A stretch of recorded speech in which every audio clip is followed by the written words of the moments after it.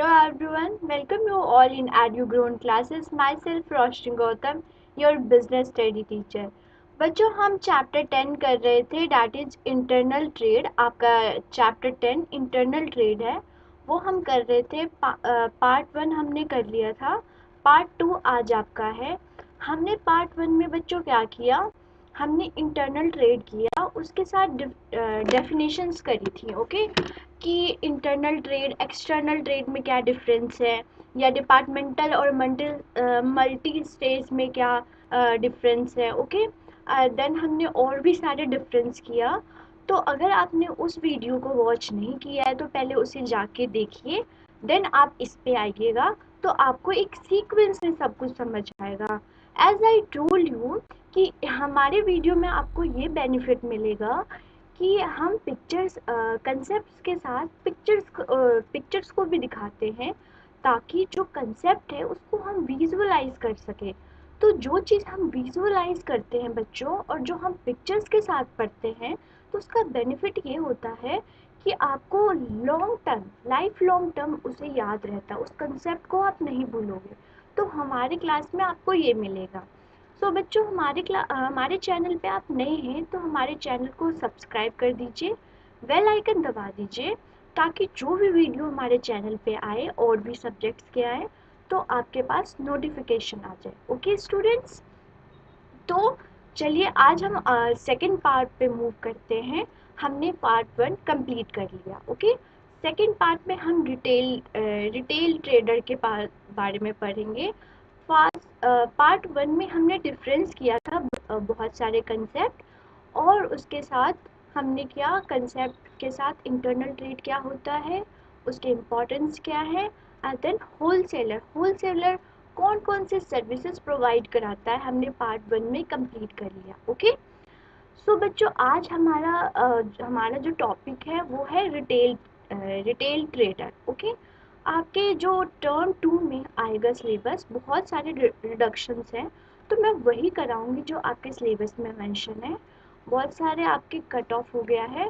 तो जैसे type of retail trader में फिक्स शॉप जो है, और ये सारे आपके कट हो गए हैं, तो हम वही पढ़ेंगे जो आपके एग्ज़ाम में आएगा. उसके बाद हम क्वेश्चन आंसर्स करेंगे, तो इसमें आपको हेल्प होगा. ठीक है, तो चलिए आगे हम मूव करते हैं क्लास की तरफ. ठीक है ओके हम टाइप ऑफ ट्रेड देखिए. इंटरनल ट्रेड क्या होता है बच्चों, इंटरनल ट्रेड वो ट्रेड होता है जब हम विद इन द कंट्री करते हैं. अगर कोई country with in the state कर रहा है, एक स्टेट दूसरे स्टेट से कर रहा है, लाइक पंजाब हरियाणा से कर रहा है, राजस्थान गुजरात से कर रहा है, with in the country boundary जब ट्रेड होती है, तो बच्चों हम उसको क्या बोलेंगे, उसको बोलेंगे internal trade. Internal trade two types का होता है. एक फर्स्ट होता है, क्या होता है, एक होलसेलर ट्रेड होता है, जहाँ की बल्क में चीज़ें जब गुड्स की ट्रेडिंग होती है, तो हम होलसेलर बोलते हैं. ओके और जहाँ पे रिटेल ट्रेड, जहाँ पे एक स्टोर होता है, स्टोर में है, स्टोर जहाँ से जो लोकल पीपल भी हैं वो भी गुड्स एंड सर्विसेज ले सकते हैं, एक्सचेंज कर सकते हैं, मनी पे करके और कर सकते हैं. ये इजीली अवेलेबल होता है, और होलसेलर एक दो ही मिलेंगे आपके सिटी में. और रिटेल टेलर ट्रेडर क्या होता है, वो आपके पास जो लोकल मार्केट आप डे टू डे देखते हो, वो हमारा रिटेल ट्रेड होता है. ठीक है, अगर आपको 2 kg शुगर चाहिए, अगर 5 kg वीट चाहिए, ठीक है, तो आपको मिल जाएगा. बट अगर आपको होलसेलर के पास जाओगे और बोलोगे भैया मुझे 2 kg शुगर दे दीजिए, तो वो अवेलेबल नहीं होगा. क्यों? क्योंकि जो होलसेलर है वो बल्क में चीज़ों को बेचता है. ओके वो पहले रिटेलर को दे देता है, फिर रिटेलर कंज्यूमर तक पहुंचाता है. जो रिटेलर होता है वो कंज्यूमर से कांटेक्ट में रहता है, होलसेलर जो होता है वो मैन्युफैक्चर और रिटेलर से कांटेक्ट में होता है. तो हमने प्रीवियस वीडियोस में होलसेलर के बाद स्टडी की थी. उसके सर्विसेज, वो कौन कौन से सर्विसेज प्रोवाइड कराता है, उसके बारे में हमने पढ़ा था. अब इस वीडियो में हम रिटेल ट्रेड के बारे में पढ़ेंगे. एक रिटेलर ट्रेड क्या होता है और वो कौन कौन से सर्विसेज प्रोवाइड करता है, और उसके कौन कितने कितने शॉप्स हैं, कौन उस शॉप को हम क्या बोलेंगे, तो इस वीडियो में कवर करेंगे। ओके, चलिए देखते हैं। ये हमने कर लिया था। आज है हम रिटेल ट्रेड्स के बारे में पढ़ेंगे। पहले हम डेफिनेशंस देखते हैं कि क्या है रिटेल ट्रेड, किसको कहेंगे और वो कौन कौन सी चीज़ें प्रोवाइड कराता है। ओके, तो चलिए देखते हैं। All the goods go through a distribution channel to make the journey from the manufacture to the final consumer. One important in this machinery is that retail trade, the final step of distribution channel, the role of retail or retail trade play and our economy।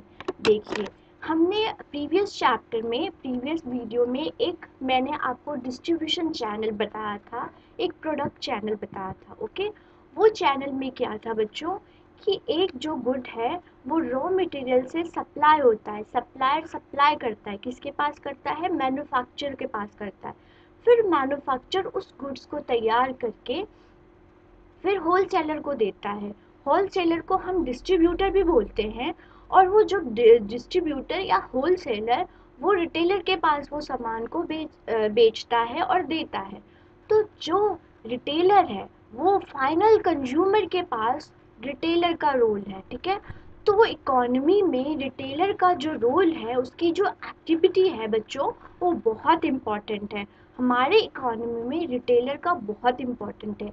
एक raw material को channel के through गुजरने के बाद retailer के पास आता है, और रिटेलर फाइनल फाइनल जो उसकी कंजप्शंस जो करती हैं कंज्यूमर, उसके पास पहुंचाता है। तो बच्चों हमने क्या पढ़ा कि जो रिटेलर है उसका इकोनॉमी में बहुत इम्पॉर्टेंट रोल है, क्योंकि वो फाइनल डिस्ट्रीब्यूटर है जो कंज्यूमर को गुड्स एंड सर्विसेज प्रोवाइड कराता है। ओके, लास्ट स्टेप ऑफ जो प्रोडक्ट साइकिल का था, जो प्रोडक्ट साइकिल में जो लास्ट जिसका रोल होता है वो रिटेलर का होता है। तो इकोनॉमी में इसका बहुत इम्पोर्टेंट है। सेकंड में हम क्या देखेंगे, चलो देखते हैं। सेकंड में हमारा क्या है, retail is a final stage in the distribution process. Distribution process में जो रिटेल का काम जो होता है वो फाइनल स्टेज होता है, लास्ट का स्टेज होता है। ठीक है, where goods are delivered from manufacturer wholesaler to ultimate the consumer or user। जो एक गुड है, अगर कोई गुड बना, वो एक स्टेप बाय स्टेप गुजरता है, एक सर्कल के थ्रू गुजरता है। लाइक मैन्युफैक्चर के पास गया, फिर मैन्युफैक्चर ने होलसेलर या डिस्ट्रीब्यूटर को दिया, डिस्ट्रीब्यूटर और होलसेलर ने रिटेलर को दिया। देन जो फाइनल कंज्यूमर होता है, जो हम आप लोग पीपल होते हैं जो कंजम्पशंस करते हैं गुड्स की, उसके पास कौन पहुंचाता है बच्चों, रिटेलर पहुंचाता है। तो हम आज रिटेलर के बारे में पढ़ेंगे। नेक्स्ट देखते हैं, नेक्स्ट हमारा क्या बोल रहा है, देखिए नेक्स्ट हमारा है retail trade can a lot of forms. जो रिटेल ट्रेड होता है बहुत सारे फॉर्म्स में होते हैं, इसकी बहुत सारी शॉप्स हो जाएंगी। ठीक है, इसके बहुत सारे टाइप्स हैं, टाइप्स ऑफ रिटेल, जो कि आपके सिलेबस में मेंशन नहीं है इस टाइम में, और वो हट गया आपके सिलेबस से, वरना हम पढ़ते हैं। ठीक है, तो हम टाइप्स तो पढ़ ही सकते हैं। क्या है, it is not necessary that goods are sold from the store. Retail trade can be happen over the phone, post और mail, door to door sellings। देखिए अब मॉडर्न लाइफ आ गया। ठीक है, मॉडर्न में क्या, पहले क्या था ट्रेडिशनल में कि कोई इंसान जो पीपल जो कंज्यूमर होता है वो शॉप पे जाके और गुड्स एंड सर्विसेज को बाय कर सकता था। लेकिन आजकल के बच्चे कौन है, और हम पीपल क्या करते हैं, हमने बोला कि स्विगी से हमें सामान लेना है। ठीक है, पहले क्या होता था, रेस्टोरेंट में जाना होता पड़ता था खाने के लिए। अब कहेंगे यार हम कौन जाएगा रेस्टोरेंट, हम क्या करते हैं, फ़ोन लिया, फ़ोन से ऑर्डर किया और वो हमारे पास डिलीवरी करा देता है। चाहे कुछ भी हो जाए, या ग्रोसरी ले लीजिए, या मेकअप का सामान ले लीजिए, या फूड ले लीजिए, एनीथिंग्स हम किसके थ्रू हो लेते हैं, हम मेल के थ्रू लेते हैं, हम ऑर्डर के ऑनलाइन डिलीवरी के थ्रू ले लेते हैं सामान।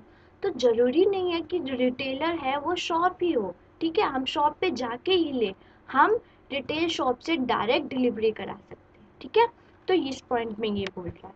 नेक्स्ट पॉइंट में क्या बोल रहा है, चलिए देखते हैं। नेक्स्ट है, it is a link between wholesaler और मैन्युफैक्चर। ओके, जो रिटेलर है वो लिंक बनाता है किसके पास, होलसेलर के थ्रू और रिटेलर के बीच में ये वर्क करता है, ठीक है, लिंक बनाता है। And the consumer of the products, ये जो होलसेलर रिटेलर है हमारा, वो मैन्युफैक्चर, कंज्यूमर और होलसेलर तीनों से कांटेक्ट में रहता है, ठीक है। तो इसका मेन रोल होता है इकोनॉमी में। Okay, typically retailers sell good in the small quantity to the consumer for personal use, not for the resale or business use। अगर आप बच्चों होलसेलर के पास जाओगे और बोलोगे भैया मुझे गुड्स दे दीजिए, तो वो आपको बल्क में प्रोवाइड कराएगा, ठीक है, बल्क में देगा, इतना अमाउंट देगा। और उसका क्या कर सकते हो आप, रीसेल कर सकते हो, आप अपने बिजनेस खोल के रीसेल कर सकते हो। बट जो रिटेलर है, रिटेलर आप मेरे को देखिए, रिटेलर जो है वो क्या है, वो आपको पर्सनल यूज़, रीसेल के लिए नहीं, पर्सनल यूज़ के लिए आपको गुड्स प्रोवाइड कराता है। और क्या कराता है, वो आपको रीसेल के लिए, आप फर्दर रीसेल नहीं कर सकते अगर रिटेलर के पास जाते हो। हमें छोटे amount of goods and service, 1 kilo 2 kilo 3 kilo चाहिए होता है, तो हम रिटेलर शॉप के पास जाते हैं। और हमें बल्क, हमारे बिजनेस, अगर किसी इंसान को अपना बिजनेस खोलना है और अपने बिजनेस को रीसेल करना है, तो वो किसके पास जाएगा, होलसेलर। तो होल जो रिटेलर है, मेन इम्पॉर्टेंट हमारा रिटेलर, वो किसके बीच में वर्क करता है, होलसेलर, मैन्युफैक्चर और मेनली कंज्यूमर से डील करता है। ओके, हम पीपल, लोकल पीपल की जो डिमांड्स होती है वो कौन फुलफिल करता है बच्चों, वो रिटेलर शॉप फुलफिल करता है। नेक्स्ट देखेंगे कि एक रिटेलर है वो कौन कौन सी सर्विसेज प्रोवाइड कराता है। ओके, तो रिटेलर है टू कंज्यूमर को प्रोवाइड कराता है सर्विसेज ऑफ रिटेलर, वो कौन है, पहला है सर्विसेज टू होलसेलर और मैन्युफैक्चर। एक रिटेलर है वो मैन्युफैक्चर और होलसेलर को कौन कौन सी सर्विसेज प्रोवाइड कराता है, ठीक है। ये बहुत इंपॉर्टेंट है आपके एग्जाम पॉइंट ऑफ व्यू से, तो इसको अच्छे से पढ़िएगा। ओके, ध्यान से, आप ध्यान से सुनिए और मैं आपको अच्छे से डिटेल से पढ़ाऊंगी। देखिए, एक रिटेलर है वो सर्विस प्रोवाइड कराता है, वो फर्स्टली हम देखेंगे, फर्स्ट जो सर्विसेज होता है वो होलसेलर और मैन्युफैक्चर को प्रोवाइड कराता है। तो वो कौन कौन सा कराता है, चलिए पहले यहाँ से देख ले। Retailer are the important link between manufacture and consumer. हमें पता है, हमने प्रीवियस स्लाइड में पढ़ा, जो रिटेलर है वो लिंक बनाता है किसके किसके, मैन्युफैक्चर, होलसेलर और कंज्यूमर के बीच में, ठीक है। They are the final point of the sales and invaluable to the entire distribution channel। देखिए, जो रिटेलर है, रिटेलर जो distribution channel, a product distribution cycle में जो फाइनल, जो लास्ट जो स्टेज आता है वो रिटेलर का आता है। तो ये वैल्यूएबल, जो सेल पॉइंट ऑफ व्यू से या वैल्यूएबल होता है डिस्ट्रीब्यूशन चैनल का, ये इसका इम्पॉर्टेंट रोल प्ले करता है। Okay, they in fact provide services to the wholesaler and the consumer as we as look further। okay, तो हम फर्दर देखेंगे कि कौन कौन सी सर्विसेज एक रिटेलर शॉप कौन कौन सी सर्विसेज प्रोवाइड कराता है, होलसेलर को भी और कंज्यूमर को भी। तो वन बाय वन स्टडी करते हैं, ठीक है। ये हमारा टॉपिक है, सर्विसेज टू द होलसेलर और manufacture by the retailer. Okay, तो फर्स्ट पॉइंट क्या है, final link in the distribution of the goods. देखिए क्या है, this is a function of place utility. Wholesaler और manufacture cannot cover a wide geographical area and market to sell the goods to the final consumer. जो wholesaler है और जो retailer है, अगर वही होलसेलर और मैन्युफैक्चर है, वो क्या होता है, वो वाइड एरिया ऑफ मार्केट को कवर नहीं कर पाता, क्योंकि जो मैन्युफैक्चर है वो मैन्युफैक्चर गुड्स को तैयार करने में लगा रहता है, होलसेलर जो होता है वो डिस्ट्रीब्यूट, स्टोरेज में लगा होता है, जो कि हमने प्रीवियस वीडियो में देखा, ठीक है, कि जो जो होलसेलर कंज्यूमर को सर्विसेज प्रोवाइड कराते हैं। ओके बच्चों, तो एक होलसेलर है और मैन्युफैक्चर है, वो वाइड एरिया ऑफ मार्केट को कवर नहीं कर पाएगा। अगर वो करता है तो इसके जो रोल है उसमें कमियां आ जाएंगी, ठीक है। तो सबका अपना अपना वर्क होता है। जैसे हम फैमिली में भी देखते हैं कि मम्मी का काम क्या होता है, उनको वो काम करना है, पापा का काम क्या है, उनको ऑफिस जाना है, ठीक है। आपका क्या काम है, सिर्फ पढ़ना है और खाना है। अगर आपको कहे कि आप ऑफिस भी जाओ, खाना भी बनाओ और पढ़ो भी, क्या आप कर पाओगे? वैसे ही होलसेलर और मैन्युफैक्चर का अपना वर्क होता है, वो अपने आप करे, क्योंकि पॉसिबल नहीं है कि सब काम करे। तो वहाँ पे कौन काम करता है? रिटेलर। रिटेलर हमारा यहाँ पे आ जाता है और वो डिस्ट्रीब्यूटर, जो फाइनल गुड्स एंड सर्विसेज बन गई हैं, प्रिपेयर होगी और मार्केट में आ गई हैं, उसको कंज्यूमर तक पहुंचाने का काम किसका होता है बच्चों? उसका होता है रिटेलर का, ठीक है। समझ आ गया? आगे बढ़े। It falls upon the retailer to create the place utility, ensure that goods are distributed through a wide market, reach all the consumer। ये रिटेलर की रिस्पॉन्सिबिलिटी होती है। क्यों? उसने रिस्पॉन्सिबिलिटी ली है कि जो फाइनल गुड्स एंड सर्विसेज बनी है, उसको फाइनली कंज्यूमर तक रीच कराने की रिस्पॉन्सिबिलिटी बच्चों किसकी होती है? रिटेलर की होती है। ओके, तो retailer are the link between the wholesaler and the final consumer. So hence हम इससे क्या हमने पढ़ा कि जो रिटेलर होता है वो लिंक क्रिएट करता है, लिंक बनाता है होलसेलर से कंज्यूमर तक का, कि एक गुड है वो होलसेलर से लिया एंड कंज्यूमर को दिया। तो हमने क्या पढ़ा? रिटेलर का जो रोल होता है मार्केट में बहुत इम्पोर्टेंट है। ओके, अब एक मार्केट में भी सबका काम डिसाइडेड होता है कि होलसेल मैन्युफैक्चर है वो गुड्स की मैन्युफैक्चर करेगा, डिस्ट्रीब्यूटर और जो होलसेलर है वो गुड्स की स्टोरेज करेगा, और जो रिटेलर है वो गुड्स को बाय किया एंड कंज्यूमर तक कर दिया। क्योंकि रीच कंज्यूमर को भी रिटेलर तक रीच करने की बहुत ईजली वे होता है, इजी रीच करता है कंज्यूमर भी रिटेलर से। होलसेलर आपको एक दो मिलेगा, बट रिटेलर आपके लोकल मार्केट में बहुत मिल जाएंगे, ठीक है। तो रिटेलर का बहुत इंपॉर्टेंट रोल है हमारे इकोनॉमी में। थर्ड है हमारा, सेकंड पॉइंट बच्चों क्या है, पढ़िए आप लोग, देखिए। सेकंड पॉइंट हमारा है एडवर्टाइजिंग एंड प्रमोशन। जो भी गुड्स एंड सर्विसेज का एडवर्टाइज करना है मार्केट में, ताकि लोग ज़्यादा से ज़्यादा अट्रैक्ट हो, ज़्यादा से ज़्यादा उस गुड्स को बाय करें, तो उसकी रिस्पॉन्सिबिलिटी किसकी किसकी होती है? रिटेलर की होती है। Retailer will help manufacture and wholesaler with their promotion and advertisement, ठीक है। तो रिटेलर का क्या काम होता है बच्चों? कि गुड्स उसके पास आ गया और उसको अच्छे, मतलब कि जो पूरा मैन्युफैक्चर ने और होलसेलर ने उस गुड्स को बनाया है वो बिक जाए मार्केट में। वो सारा ये ना हो कि मैन्युफैक्चर और होलसेलर ने गुड्स बनाया और मार्केट लोगों के पास गया नहीं, लोगों ने उसको लिया नहीं। तो रिटेलर का काम क्या होता है? लोगों को अट्रैक्ट करना, उसकी डिमांड्स के अकॉर्डिंग उसके गुड्स को प्रोवाइड कराना। तो उसके लिए वो क्या करता है? लोगों को अट्रैक्ट करने के लिए एडवर्टीजमेंट कराता है, उसको प्रमोशन कराता है कि आप ये गुड्स यूज़ कीजिए, ये बहुत अच्छा है। ये सारे एडवर्टीजमेंट होते हैं ना, आपको पता है। तो वो कौन करता है? रिटेलर करता है, ठीक है। होलसेलर और मैन्युफैक्चर का कोई रोल नहीं होता वहाँ पे। Retailer will frequently take part in promotional activity, put up advertisement of the product inside the shops, run over and discounts।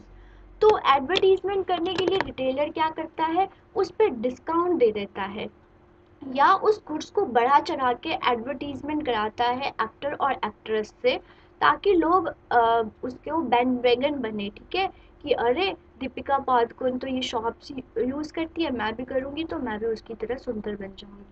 तो ये लोग क्या करते हैं? अट्रैक्ट करते हैं लोगों की, मेरे गुड्स को बाय करो, ठीक है।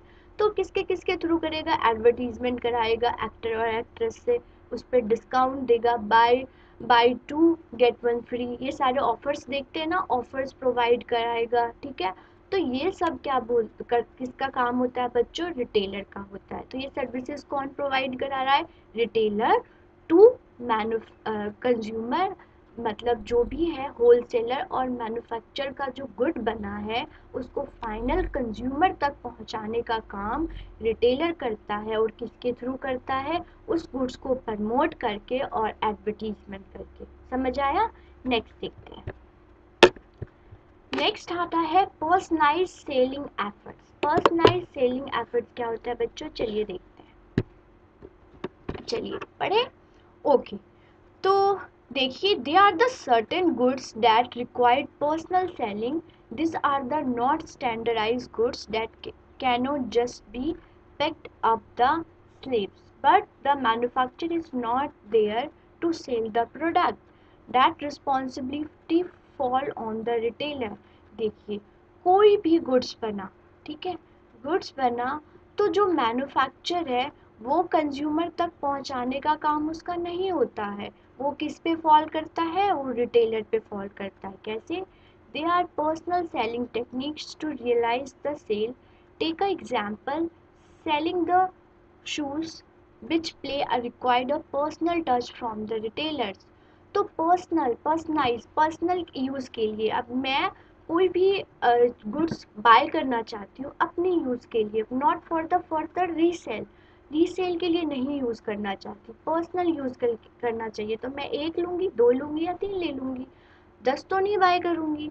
तो जो रिटेलर है वो पर्सनल यूज़ के लिए गुड्स एंड सर्विसेज को प्रोवाइड कराता है। जो मैन्युफैक्चर होता है वो आपको बल्क में, होलसेलर बल्क में होता है, वो किसके लिए कराता है, फॉर द फर्दर रीसेल, ठीक है, फर्दर रीसेल के लिए करता है।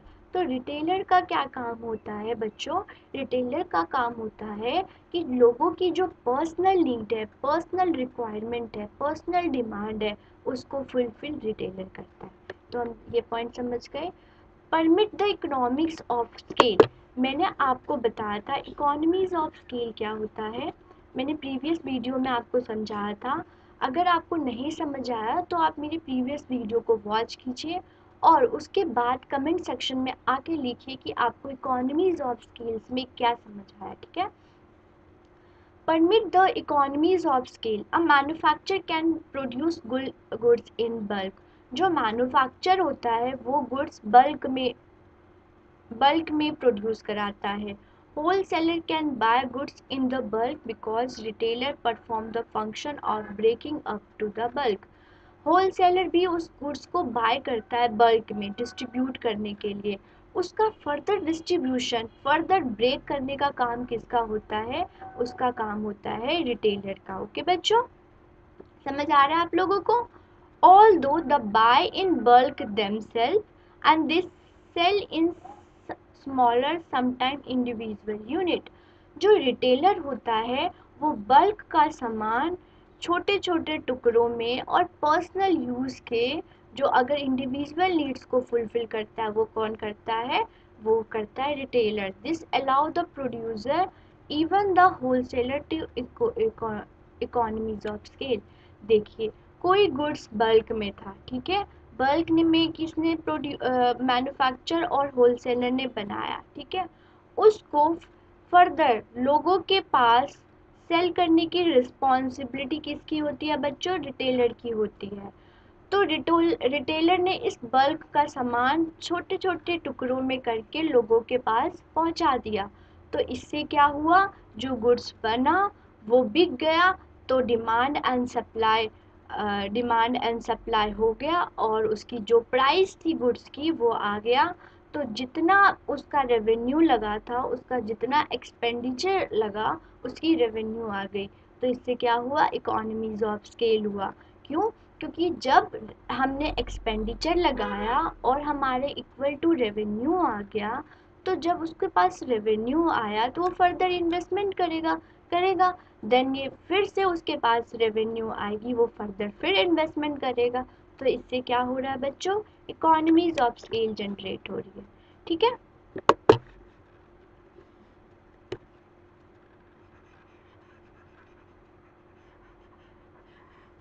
और नेक्स्ट पॉइंट क्या है बच्चों, पढ़ो।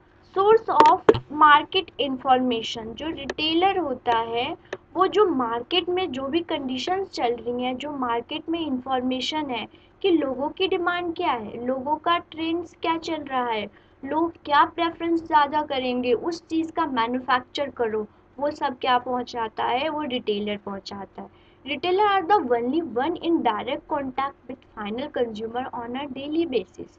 रिटेलर जो होता है वो लोगों से डील करता है, तो लोगों के बारे में वो उस अच्छी तरह से जानता है, ठीक है। They are the unique position to provide the manufacture with a valuable feedback they have collected from the consumer. जो भी कंज्यूमर की प्रेफरेंस, कंज्यूमर का नीड, कंज्यूमर की रिक्वायरमेंट, जो उनका टेस्ट है, वो सारी इंफॉर्मेशन जो रिटेलर होता है वो रिटेलर मैन्युफैक्चर या होलसेलर को प्रोवाइड कराता है। Okay. If the consumer has complaint or problem, the retailer first person he contact। तो अगर देखिए कोई भी गुड्स बाय किया किसी कंज्यूमर ने, तो वो होलसेलर के पास तो नहीं जाएगा, जिसने मैन्युफैक्चर किया उसके पास तो नहीं जाएगा, वो किसके पास जाएगा, वो रिटेलर के पास जाएगा, और फर्दर रिटेलर होलसेलर के पास जाएगा। तो कंज्यूमर जो होता है फर्स्ट कॉन्टैक्ट किससे करता है, वो रिटेलर से करता है। ओके बच्चों। Such information is invaluable to the manufacturer to this quiz to improve their product। तो अब कोई प्रॉब्लम हुई किसी भी गुड्स में, कोई भी गुड्स कंज्यूमर ने बाय किया, तो उस गुड्स में प्रॉब्लम्स आ गई, तो कंज्यूमर क्या जाएगा, रिटेलर के पास जाएगा, रिटेलर मैन्युफैक्चर को बताएगा, ठीक है। अगर सोच लीजिए रिटेलर बीच में होता ही ना, तो कंज्यूमर किसके पास जाता, क्या पॉसिबल था वो मैन्युफैक्चर के पास जाता और बोलता, it's not possible. So retailer के पास वो जाएगा, वो कंप्लेन करेगा, रिटेलर वो कंप्लेन मैन्युफैक्चर को वो बोलेगा, और मैन्युफैक्चर नेक्स्ट टाइम जब गुड्स बनाएगा तो उसमें वो गलतियां रिपीट नहीं करेगा, उस गुड्स को इम्प्रूव करेगा। तो आपने देखा बच्चों रिटेलर का कितना इम्पोर्टेंट रोल है, ठीक है। तो बहुत इम्पोर्टेंट रोल है। तो बच्चों हमने प्रीवियस स्लाइड में क्या पढ़ा कि एक रिटेलर का क्या रोल है मैन्युफैक्चर को हेल्प करने के लिए, होलसेलर को हेल्प करने के लिए, ठीक है। तो रिटेलर कॉन्टैक्ट में रहता है कंज्यूमर और मैन्युफैक्चर का। तो फर्स्ट सर्विसेज हमने पढ़ा कि एक रिटेलर मैन्युफैक्चर को कौन सी सर्विसेज प्रोवाइड कराता है, होलसेलर को। अब सेकंड सर्विसेज कंज्यूमर को क्या प्रोवाइड, कौन सी सर्विसेज होती हैं जो कंज्यूमर को प्रोवाइड कराता है, ठीक है। वन बाय वन देखते हैं। कन्वीनियंस, कन्वीनियंस से क्या समझते हैं बताइए, जो इजीली अवेलेबल हो, जो इजीली हमें मिल जाए, ठीक है, आसानी से मिल जाए, उसको हम कन्वीनियंस बोलेंगे। तो जो रिटेलर होता है बच्चों, रिटेलर होता है वो कन्वीनियंस प्रोवाइड कराता है कंज्यूमर को। कैसे देखते हैं चलिए। हमेशा याद रखना, ठीक है, रिटेलर टू कंज्यूमर, ठीक है, सर्विसेज प्रोवाइड कराता है, याद रखना। ओके। फर्स्ट हमारा पॉइंट है convenience. Retailer overcome the barrier of place, allow the consumer to buy all their product from the local market near their house। जो रिटेलर होता है वो लोगों के आसपास होता है, लोकल मार्केट इसलिए आप दो दो चार कदम चलोगे और रिटेलर की शॉप मिल जाएगी। तो इससे क्या पता चलता है कि जो कंज्यूमर को easily available goods and services provide कराता है वो कौन कराता है, रिटेलर, ठीक है। Consumer also do not have worry about the sourcing the product they require because the retailer perform their function for them। अब एक बात मानिए कंज्यूमर को बहुत दूर जाना पड़ता होलसेलर से गुड्स, तो क्या पॉसिबल था डेली उसके पास जाता और लेता, क्योंकि उसको कॉस्ट, एक तो उसको कॉस्ट भी है, ट्रांसपोर्टेशन कॉस्ट प्लस प्राइस, तो इस बहुत इम्पॉसिबल था, उसके पास जो गुड्स का प्राइस था वो इंक्रीज हो जाता। तो रिटेलर हेल्प कराता है कि इजीली कंज्यूमर मेरे पास आए और सामान को मेरे से ले जाए। So if the consumer in Chennai want to buy a goods manufactured in Mumbai, he and she only needs to visit their local retailer। आप लोग देखते होंगे कि पानीपत की जो हैंडलूम का सामान है बहुत वो है, फेमस है, ठीक, राजस्थानी चीज़ें बहुत फेमस है। अगर कोई इंसान साउथ में रहता हो और उसको नॉर्थ का सामान चाहिए, तो क्या पॉसिबल था कि वो नॉर्थ आके उस सामान को बाय करके जाए? सो रिटेलर हेल्प करता है कि जो उसका फेमस, जो नॉर्थ की फेमस चीज़ें हैं, वो साउथ में अवेलेबल कौन कराता है? रिटेलर कराता है। तो कन्वीनियंस हो गया। साउथ की सामान नॉर्थ में कौन प्रोवाइड कराता है? रिटेलर। साउथ का सामान हमें नॉर्थ में मिल जाता है, नॉर्थ का सामान हमें साउथ में मिल जाता है, ठीक है। और एग्जाम्पल्स क्या लें? हमें राजस्थान से का कोई भी लहंगा चाहिए, ठीक है, राजस्थानी लहंगा चाहिए। तो अब कोई इंसान है, वो है हरियाणा में, ठीक है, राजस्थान में चाहिए। तो कहेगा ओ राजस्थान जाना पड़ेगा। क्यों जाना पड़ेगा? लोकली हम जाते हैं मार्केट में, वहाँ से बाय कर लेंगे। क्यों? तो हो गया ना इजली। तो रिटेलर जो डिस्टेंस का होता है, डिस्टेंस इजली इजली आपको इतना बड़ा डिस्टेंस है, आप कोई चीज़ यहाँ से बाय करना, मैन्युफैक्चर हो रहा है, बट रिटेलर आपको यहीं पे उस गुड्स को अवेलेबल करा देता है कंज्यूमर को, ठीक है। तो कन्वीनियंस होता है फर्स्ट पॉइंट जो है, रिटेलर कन्वीनियंस प्रोवाइड कराता है to the consumer. Okay, service देख लिया आप लोगों ने। एश्योर द अवेलेबिलिटी, ठीक है। ये एश्योर मतलब गारंटी लगाता है कि गुड्स अवेलेबल है, आप आके बाय कर दीजिए। अगर अवेलेबल नहीं होता तो बोल देता ना, आप किसी शॉप पे जाते हो, भैया आप ये सामान दोगे? वो बोलता है नहीं, आप 10 दिन बाद आइए, आपको ये गुड्स मिल जाएगा आपको।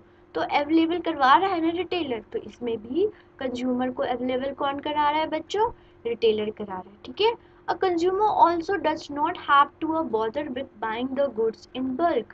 They can buy them in individual as when they require it. The retailer goods will make certain that product is available when their needs it arise.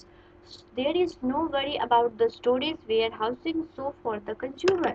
तो देखिए एश्योर अवेलेबिलिटी में क्या देखा हमने कि जो अवेलेबिलिटी गुड्स की, लोगों की नीड्स, रिक्वायर, डिमांड्स। अब हम मुझे कोई चीज़ की डिमांड आई कि मुझे वो गुड्स चाहिए, ठीक है, तो हम जाएंगे लोकल मार्केट में और बोलेंगे भैया मुझे ये गुड्स चाहिए, आप मुझे दीजिए।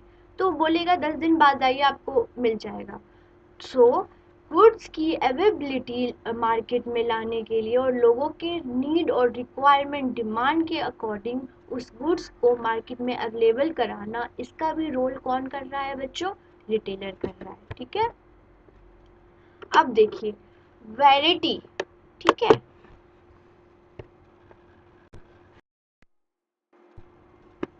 सो बच्चों हमारा नेक्स्ट पॉइंट है वैरायटी, ठीक है। Another important service to the retailer provide to the consumer is that they provide them a lot of options. The variety offered enable the consumer to make the best decision from themselves about having the views all the options. देखिए मैं आपको variety में एक example दे के समझाती हूँ। आप market में जाते हैं और कहते हैं भैया मुझे एक, आपको जैसे अगर लहंगा बाय करना है, ठीक है, शादी के लिए आपको लहंगा बाय करना है, ओके। तो आप मार्केट में गए और बोले कि आप में मुझे लहंगा दिखा दीजिए। तो वो जो कंज्यूमर है वो पूरे स्टेट का लहंगा दिखा देगा, वो राजस्थानी दिखा देगा, जयपुरी दिखा देगा, साउथ का दिखा देगा। आपको दिखा दिया, इतने सारे ऑप्शंस उसने दिखा दिया, ठीक है, शॉपकीपर ने इतने सारे ऑप्शंस दिखा दिए। हर स्टेट का लहंगा आपको वन प्लेस में इतने सारे ऑप्शंस अवेलेबल करा रहा है। वो कौन करा रहा है? वो रिटेलर करा रहा है, ठीक है।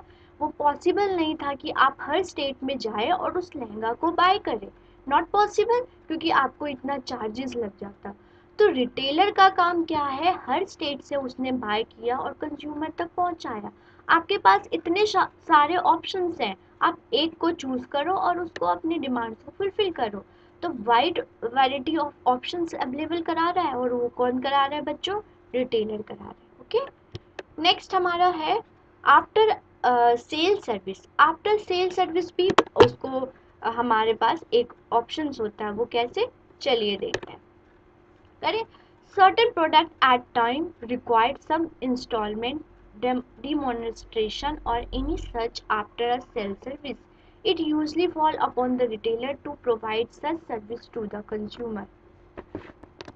देखिए, आफ्टर सेल सर्विस क्या होता है कि जैसे कि अगर उसने कोई गुड्स बाय किया, ठीक है, तो उसके बाद आप बोलोगे कि अभी पेमेंट मैं कर नहीं सकता, ठीक है, अभी मैं पेमेंट नहीं कर पाऊंगा, आप इंस्टॉलमेंट में करूंगा, ठीक है। तो उस चीज़ वो सारी सर्विसेज भी रिटेलर आपको प्रोवाइड कराता है। बेस्ट एग्जांपल क्या है कि आप कोई गुड्स रिटेलर शॉप में जाते हो और आप अपना क्या करा लेते हो, ईएमआई करा लेते हो। देखिए, कोई गुड है 1 लाख का है, ठीक है, आपके पास 1 लाख रुपीज नहीं है, तो आप क्या क्या करा लेते हो, ईएमआई करा लेते हो। ओके बच्चों, तो ईएमआई से क्या होता है, आप इंस्टॉलमेंट्स बेस पे दे सकते हो उस रिटेलर को, और उससे क्या होता है, आप पे फुल बर्डन नहीं पड़ता, आपका बर्डन रिड्यूस हो जाता है। तो ये सारी सर्विसेज भी रिटेलर प्रोवाइड कराता है। ओके, ईएमआई बेस्ट एग्जांपल है। ओके, नेक्स्ट देखते हैं। नेक्स्ट है क्रेडिट फैसिलिटी। क्रेडिट फैसिलिटी भी प्रोवाइड कराता है, वो कैसे, चलिए देखते हैं। A retailer at time will offer the consumer a financing option or credit facility to make the payment in monthly installment or to simply defer the payment to the another date. अब देखिए, जो ऊपर का है उससे ही related है कि जो अगर अगर कोई कंज्यूमर है, शॉपकीपर क्या होता है, वो शॉपकीपर ऑप्शंस देता है। अगर आप पेमेंट अभी कर सकते हो तो अभी कर दो, अगर आप कुछ महीने बाद करना चाहते हो तो कुछ महीने बाद भी कर सकते हो।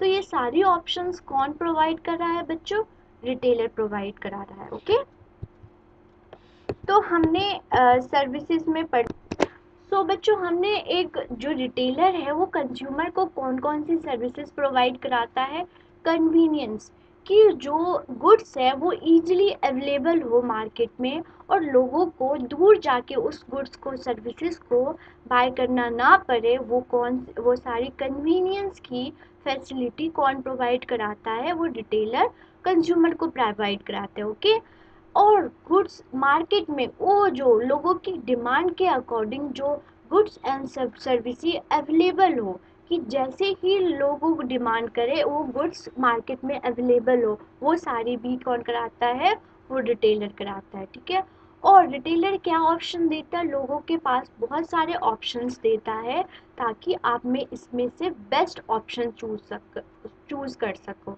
नेक्स्ट हमारे हैं कि आप अगर कोई गुड्स बाय करते हो तो ज़रूरी नहीं है कि आपको एट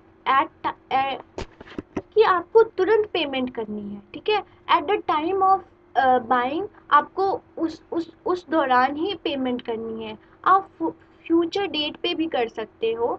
तो वो सारी जो फैसिलिटी प्रोवाइड कराती है बच्चों, वो कौन कराता है, वो रिटेलर कंज्यूमर के पास, कि इंस्टॉलमेंट बेस पे आप दे सकते हो। ठीक है, तो ईएमआई द बेस्ट एग्जांपल है जो आपको अवेलेबल कराता है कि अगर कोई वो है, उस अमाउंट बहुत ज़्यादा है, तो आप इंस्टॉलमेंट बेस पे आप उसको दे सकते हो, पेमेंट दे सकते हो। इससे क्या होता है, कंज्यूमर पे बर्डन जो होता है वो रिड्यूस हो जाता है। तो ये सारी थी जो एक रिटेलर कंज्यूमर को सर्विसेज प्रोवाइड कराता है। ठीक है, आपको अच्छे से समझ आ गया। हम नेक्स्ट पे मूव करते हैं।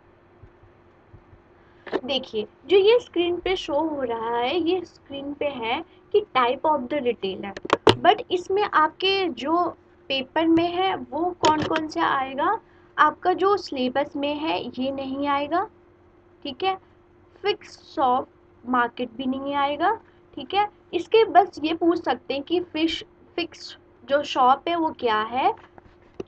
तो बच्चों ये आपको पूछ सकता है कि अटिरेंट ट्रेडर क्या है और फिक्स शॉप ट्रेडर क्या है। ठीक है, बट इसके टाइप्स नहीं आएंगे, आपके सिलेबस में नहीं है। ठीक है, कट रिड्यूस करा दिया, जो 30% रिडक्शन थी सिलेबस में, ये दोनों टाइप्स आपके सिलेबस में मेंशन नहीं है। बट फिक्स शॉप आ सकता है। ठीक है, फिक्स शॉप में हमारे डिपार्टमेंटल स्टोर और चेन स्टोर पढ़ेंगे, ये सारे नहीं पढ़ेंगे। ठीक है, तो समझ आ गया आपको। आईटी रैंक ट्रेडर पूछ सकता है क्या होता है। उसके बाद फिक्स शॉप भी नहीं आएगा, इसके टाइप्स नहीं आएंगे। फिक्स शॉप लार्ज रिटेलर में डिपार्टमेंटल और चेन स्टोर आएगा। ठीक है, चले देखें। तो टाइप ऑफ रिटेलर में हमारा क्या है, एक होता है, आपको इंफॉर्मेशन के बता रही हूँ कि इंफॉर्मेशन आपको पता हो बच्चों को क्या होता है कि टाइप्स ऑफ रिटेलर हमारे आइटिरेंट रिटेलर होता है और फिक्स शॉप रिटेलर होता है। फिक्स शॉप में भी दो फर्दर होते हैं, फिक्स शॉप स्मॉल स्टोर और फिक्स शॉप लार्ज स्टोर। जब कोई भी फिक्स एक परमानेंट शॉप होता है, उसमें अगर वो परमानेंटली स्मॉल है, उसका स्केल है वो स्मॉल है, और जो दूसरा है फिक्स शॉप लार्ज, उसका जो लार्ज स्केल पे है, वो उसकी जो प्रोडक्शन कॉस्ट है वो लार्ज है, तो उसको हम बोलेंगे फिक्स शॉप। ठीक है, तो आपके सिलेबस में टाइप ऑफ रिटेलर में सिर्फ हमने फिक्स शॉप लार्ज स्केल पढ़ना है, जो कि डिपार्टमेंटल स्टोर और क्या है, मल्टीपल चेन स्टोर। ठीक है, ये पढ़ना है। और ये आपके, बस मैं आपको बता देती हूँ कि आइटिरेंट रिटेलर क्या होता है, आपको पता होना चाहिए, क्योंकि आपके शॉर्ट क्वेश्चन में मे बी वो पूछ ले, तो आपको इतना तो पता होना चाहिए ना। मैं आपको पिक्चर भी बता दूंगी। ठीक है, this are the retailer who do not have a fix decided place of business. जो आइटिरेंट शॉप होते हैं बच्चों, उसमें क्या होता है, उसका जो शॉप होता है वो परमानेंट नहीं होता। जैसे आप पिक्चर में देख रहे हैं आइसक्रीम वाला, ठीक है, ये अभी यहाँ है तो 1 घंटे बाद यहाँ होगा। ठीक है, इनका फिक्स शॉप नहीं होता। Their business is characterise by their moving their business around, sometime even on the daily basis. मतलब मैं तो बोलती हूँ कि वो आवर बेसिस पे अपना चेंज करते हैं, डेली बेसिस चेंज कर लेंगे, तो उसको आइटिरेंट रिटेलर बोलते हैं। ठीक है, their scale is final consumer of the goods, so they are retailer even they do not have a standard place of the business. देखिए, वो रिटेलर कहलाते हैं क्योंकि ये फाइनली कंज्यूमर को अपनी सर्विसेज प्रोवाइड कराते हैं, तो रिटेलर हैं। बट इनका जो शॉप होता है वो परमानेंट नहीं होता, वो अभी यहाँ है तो कल वहाँ होंगे, परसों किसी और प्लेस पे होंगे। तो इनका कोई place of business, standard of जो प्लेस होता है बिजनेस का, एक फिक्स शॉप होता है कि आप महीने बाद भी जाओ तो वो शॉप आपको अवेलेबल हो, तो ये नहीं होता है। ठीक है बच्चों, तो आइटिरेंट रिटेलर होता है, वो शॉप होता है जो कि कंज्यूमर से कांटेक्ट में होता है, बट इसका जो शॉप होता है वो परमानेंट नहीं होता। इस स्लाइड में हम देखेंगे, जैसे कि मैंने आपको बताया, याद रखिएगा, टाइप्स ऑफ आइटिरेंट ट्रेडर नहीं आएगा, बट हमें नॉलेज होना चाहिए।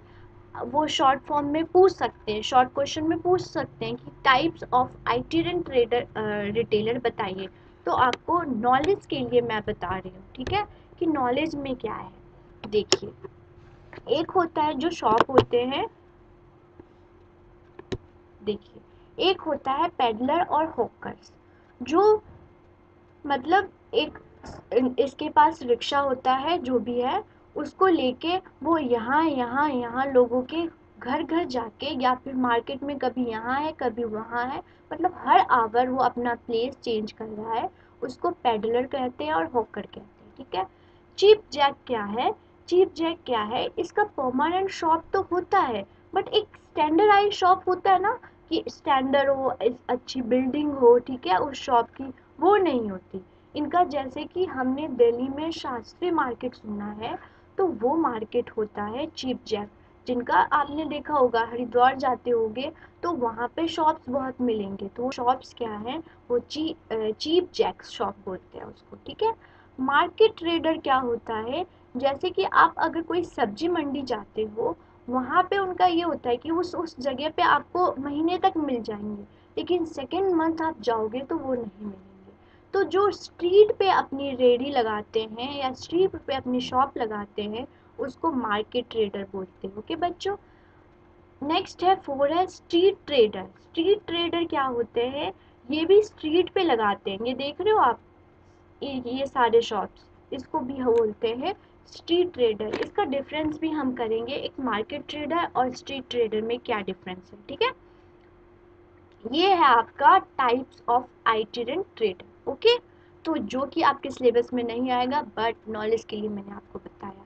नेक्स्ट हम टाइप ऑफ रिटेलर ट्रेड में हमारा हमने क्या आइटिरेंट ट्रेडर होता है और दूसरा होता है फिक्स शॉप रिटेलर। ठीक है, फिक्स शॉप रिटेलर में क्या होता है, आइटिरेंट में हमने क्या पढ़ा कि उनका जो शॉप होता है वो फिक्स नहीं होता, उसका चेंज होता रहता है। ठीक है, ये आज इस प्लेस पे है तो कल दूसरी प्लेस पे होंगे। ठीक है, और फिक्स शॉप में क्या होता है, they are the self explanatory, operate out of fix place of business, they are permanent established, they do not change their location even often in the search of genius pasture। Okay, तो fix shop retailer में बच्चों क्या है कि इनका एक standardise shop होता है, एक परमानेंट शॉप होता है कि 4 महीने बाद भी आप जाओगे तो वो शॉप आपको अवेलेबल होगा, मिलेगा। बट आइटिरेंट ट्रेडर में क्या होता है, वो फिक्स नहीं होता, वो उसका जो प्लेस होता है वो चेंज होता रहता है। तो टाइप ऑफ रिटेलर में हमने बोला आइटिरेंट ट्रेडर और दूसरा फिक्स शॉप रिटेलर। ठीक है, इसमें भी दो फर्दर है, फिक्स शॉप स्मॉल, जिसका जो स्केल ऑफ प्रोडक्शन जो प्रोडक्शन। सो बच्चों हमने फिक्स शॉप रिटेलर में कितने टाइप से पढ़े थे, फिक्स शॉप जो स्मॉल स्केल होता है और जिसका प्रोडक्शन स्केल होता है वो स्मॉल लेवल का होता है, और दूसरा फिक्स शॉप लार्ज स्केल, जिसका प्रोडक्शन स्केल होता है वो लार्ज होता है। ठीक है, उसका जो कॉस्ट लगता है वो लार्ज अमाउंट पे लार्ज एरिया में होता है। ठीक है, तो जो हमारा फिक्स शॉप स्मॉल स्केल है वो हमारा नहीं आएगा, सिलेबस में हमारे नहीं है, बट फिक्स शॉप लार्ज हमारा आएगा। आई एम रिपीटिंग, प्लीज़ ध्यान रखिएगा, बट मैं आपके जनरल नॉलेज के लिए बता रही हूँ। तो हमारा फिक्स शॉप स्मॉल स्केल में कौन कौन कितने टाइप्स के आएंगे वो देखते हैं। ठीक है, देखिए,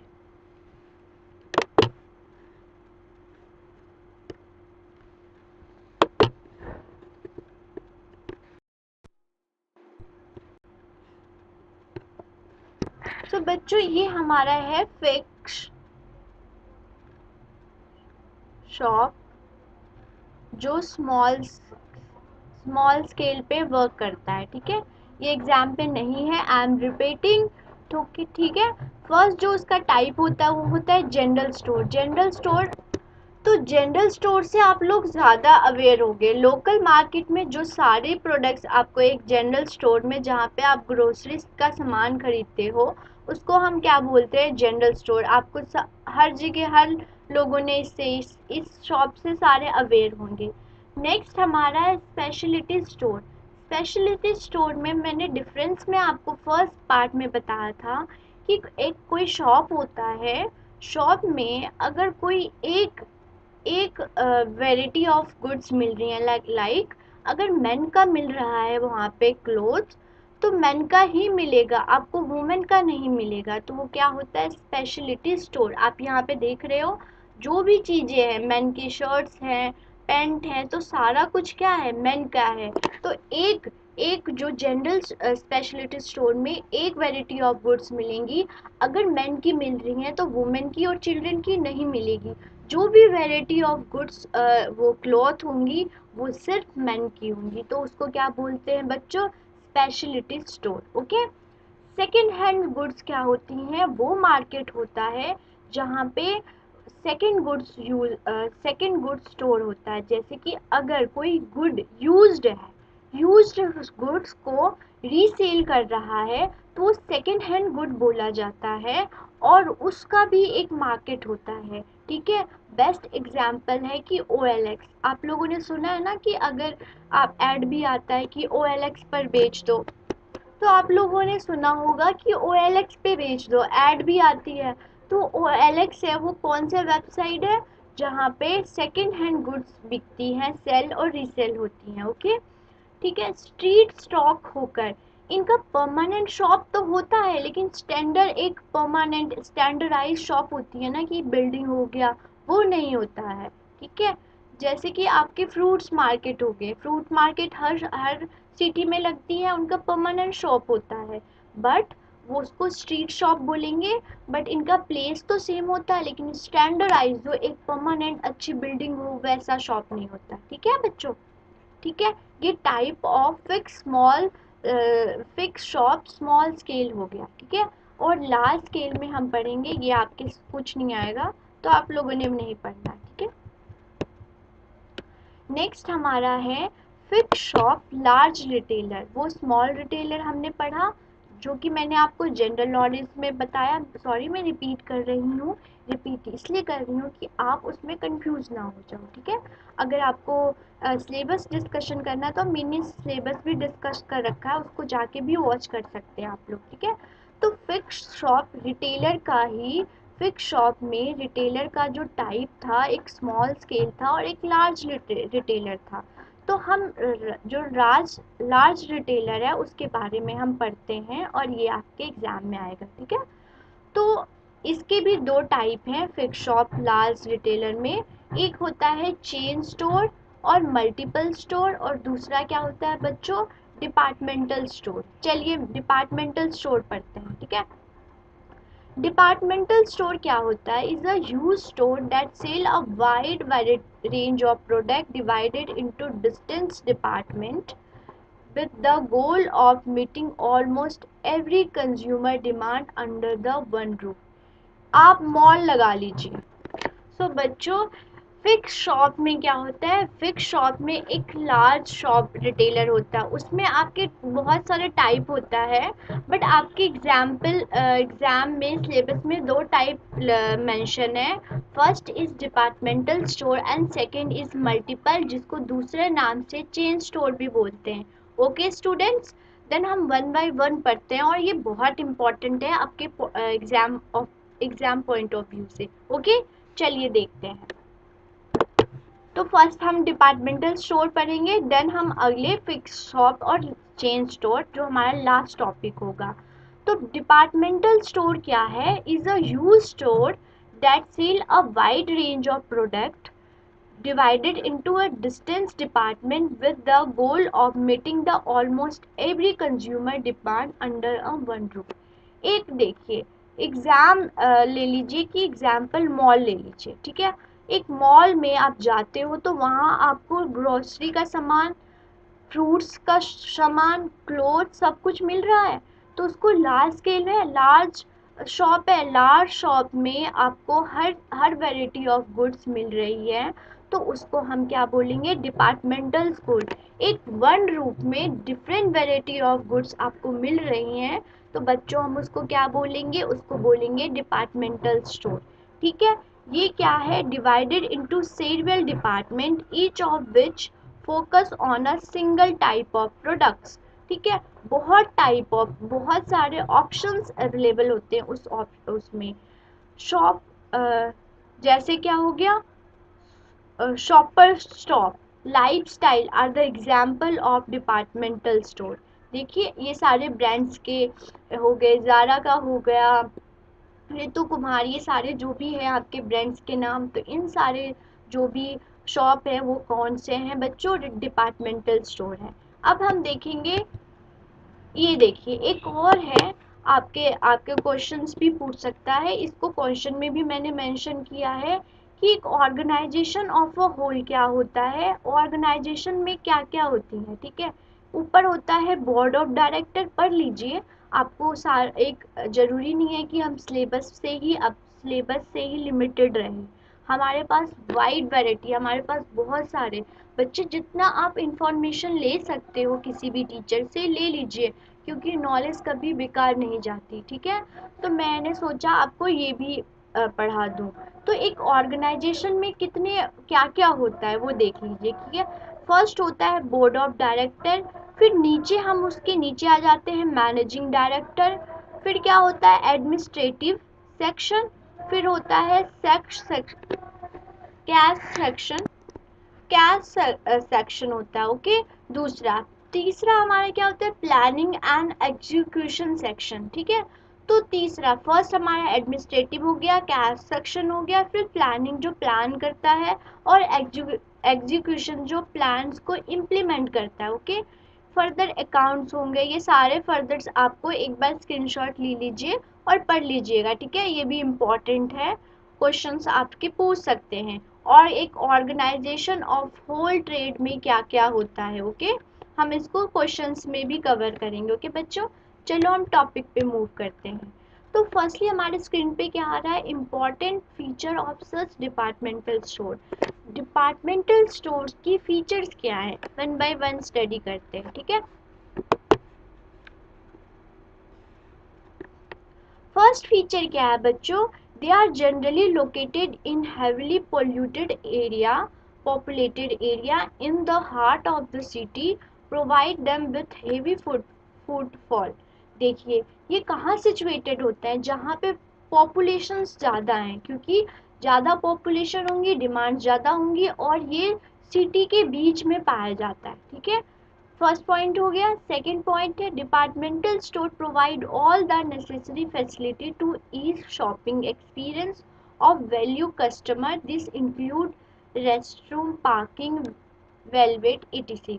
तो जो आप डिपार्टमेंटल स्टोर जाएंगे तो वो सारे चीज़ अवेलेबल कराएगी, हर टाइप के जो भी फैसिलिटी हैं वो प्रोवाइड कराएंगी। जैसे स्टोर है तो पार्किंग स्पेस भी होंगी, वहाँ पे क्या हो जाएगा, आसपास आपको कोई SBI की ATMs भी होंगी, बैंक भी होगा, तो ये सारी ही फैसिलिटी। तो यहाँ पे इकोनॉमीज ऑफ स्केल जनरेट हो रही हैं कि एक स्टोर बनने से और भी चीज़ें बन रही हैं, तो उसको हम क्या बोलेंगे, डिपार्टमेंटल स्टोर। और इससे क्या हो रहा है, इकोनॉमीज ऑफ स्केल जनरेट हो रहा है। इकोनॉमीज ऑफ स्केल बहुत इंपॉर्टेंट है, चलिए मैं आपको एक पढ़ा देती हूँ।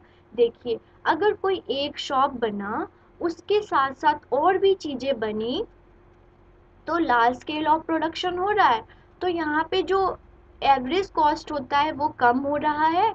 और दूसरे जो और भी चीज़ें, जो रोड बन गया, ATMs खुल गए, बैंक्स खुल गया, आसपास जो IT रेंट ट्रेडर होते हैं वो आ गए, तो इससे क्या हो रहा है, इकोनॉमीज ऑफ स्केल, दूसरे की एम्प्लॉयमेंट हो रही है, दूसरे की इंडस्ट्रीज बन रही हैं, तो इससे इकोनॉमीज ऑफ स्केल जनरेट हो रही हैं, ठीक है। आपको नॉलेज होना चाहिए बच्चों कि इकोनॉमीज ऑफ स्केल क्या होता है।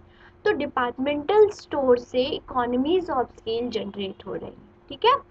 थर्ड है, since the size of operation and funding requirement for them is significant, they are generally company with share holders.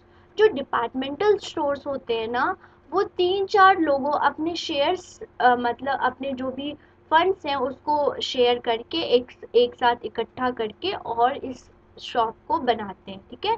Mainly क्योंकि लार्ज स्केल पे होता है, तो एक लोगों के जो फंड्स होते हैं वो सफिशेंट नहीं होते, तो बहुत सारे people come together and then they establish a big fix shop, ठीक है, departmental store.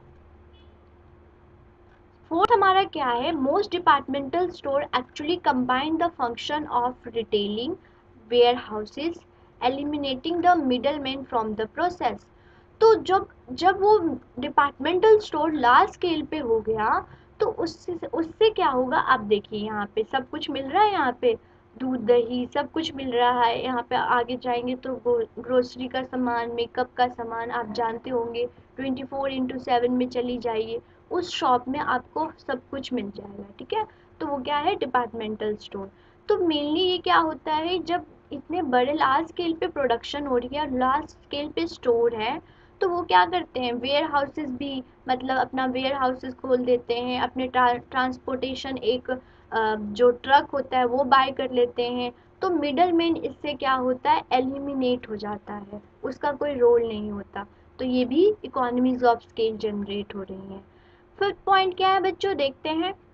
All the different departments follow the method of centralized purchasing. One purchasing department will purchase for the entire store. तो जब एक एक centralise store बन गया, उसके नीचे और भी सारे बहुत सारे स्टोर्स खुल गए, तो इससे भी जो फर्दर प्रोडक्शंस हो रही हैं, डिपार्टमेंटल स्टोर से फर्दर प्रोडक्शंस हो रही हैं। तो ये हो गया आपके फीचर्स ऑफ डिपार्टमेंटल स्टोर्स। अब हम देखेंगे एडवांटेज ऑफ क्या होता है, इससे एडवांटेज क्या मिलती हैं डिपार्टमेंटल स्टोर से। तो कन्वीनियंस फॉर द कंज्यूमर, कैसे, चलिए देखते हैं। Convenience of consumer, one of the largest draw departmental store is that consumer can fulfill all the shopping need under the one roof। जैसे कि आप यहाँ पे देख रहे हैं, अगर कोई शॉपिंग मॉल में आप जाते हैं तो जो भी कंज्यूमर की जो भी सारी नीड्स हैं उस वन रूफ के अंदर उसको अवेलेबल होता है। वो वहाँ से ग्रोसरी भी, क्लॉथ भी और फ्रूट्स आइटम भी बाय करके, वेजिटेबल फ्रूट्स बाय करके आ सकती हैं। उनको इधर उधर भटकना नहीं पड़ेगा। तो कन्वीनियंस फॉर द कंज्यूमर हो गया, क्योंकि उनको हर उनका जो भी डिमांड था उनको वन रूफ के अंदर मिल रहा है। Store, it save the time labour for the consumer. इससे क्या होता है कि वो उनको इधर उधर भटकना नहीं पड़ता, तो उनका टाइम भी सेव हो रहा है और उसका जो पावर है, लोगों की एनर्जी, वो भी वेस्ट नहीं हो रही। थर्ड क्या है? थर्ड हमारा क्या है point? Variety of pen, variety of choices. तो उनको बहुत सारी ऑप्शंस अवेलेबल होती हैं उसमें, हर ब्रांड का सामान मिल जाएगा उस शॉप में। तो उनके पास वैरायटी हो गई। आप मॉल में जाते हैं तो जारा का भी होता है, एडिडास का भी होता है, नाइकी का भी होता है, ऋतु कुमार का भी होता है, हर हर ब्रांड का आपको उसमें मिल जाएगा। तो वैरायटी ऑफ ऑप्शंस अवेलेबल होते हैं कंज्यूमर के पास। Departmental store not only sell a variety of products but ensure their consumer are spoiled of the choice in every type of products. One has looking to buy a TV and department store will allow you to choose the dozen of different model. मैंने आज बोला, मैंने कपड़ों का examples दिया, यहाँ पे इन्होंने टीवी का एग्जाम्पल दिया कि आपको एलजी का मिल जाएगा, रिलायंस का मिल जाएगा, हर चीज़, हर टाइप के, हर ब्रांड्स का टीवी का प्रोडक्ट्स वन रूफ के अंदर मिल रहा है। ठीक है, तो पहले कन्वीनियंस, दूसरा उसकी लेबर, उसका जो टाइम है वो भी हेल्प कर रहा है, और लोगों के पास बहुत सारे ऑप्शंस होते हैं कि वो वन रूफ के अंदर डिफरेंट ब्रांड्स ले देखते हैं, उस ब्रांड में उनको जो ब्रांड अच्छा लगता है वो बाय करते हैं।